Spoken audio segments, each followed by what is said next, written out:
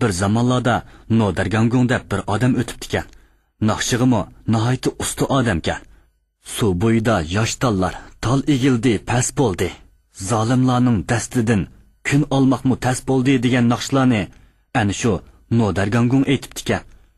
Sepilning ustiga chiqib naqshi essa, uylardagi odamlar panjaralarni ichib qo'yib, uning naqshisini tingshaydi ekan. Nodargam o'zi shuncha gangung bo'lgani bilan behuda urush jidalgimi zodi ortlashmaydi ekan. Ammo nohaq ishlarni ko'rsa faqat chidab tura olmaydi ekan. Mana nochi degan shundoq bo'lmamdi. Sening akang G'appar boshqalarning jidilni bekordan bekorga pul setib oldigan odamdi. Ha, gapingni qila. Shu kamlarda Qashqardagi Seyit Nochimi Ilxo deganni bir ko'ray deb chiqib qolgan ekan.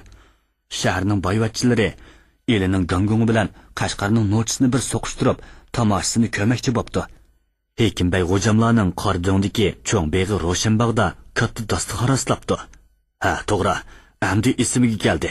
Bu gapni men burun bir yerda anglagandek qilaman. Anglagan bo'lsangiz bo'ldi, so'zlamay.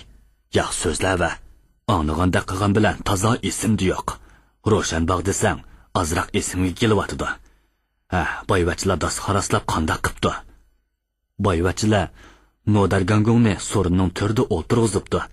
Seyit Nochini boshlab kelib, "Voy Nochi, mayarda o'ltirsizlar" deb so'rinning yana bir beshida o'ltirg'izibdi. Tamoq ustida ikki Nochini bir-biriga daydayga silib, so'qishtirmoq bo'pti. Asli ular ikkisi bu yerda mushlashadigan ishdan bexabar ekan.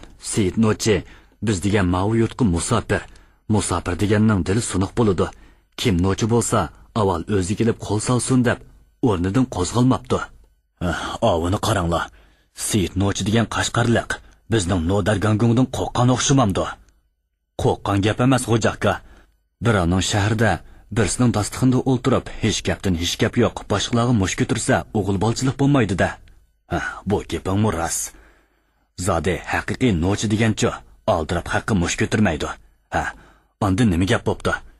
Seyit Nochi shu gapni qilib o'rnidan qimirlamabdi. Shuning bilan Jimi boyvachcha Nodargangung nima deydikin deb Nodargangungga qaragan ekan. Nodargangung, "Voy boyvachchilar, mau Seyit Nochi bilan meni bu yerga mehmonga emas, jidalga sep tomosh ko'mak chaqirganmi? Seyit Nochi shahrimizga yiroqdan kelgan mehmon. Mehmonning ko'ngliga azor berish odamgarchilik emas.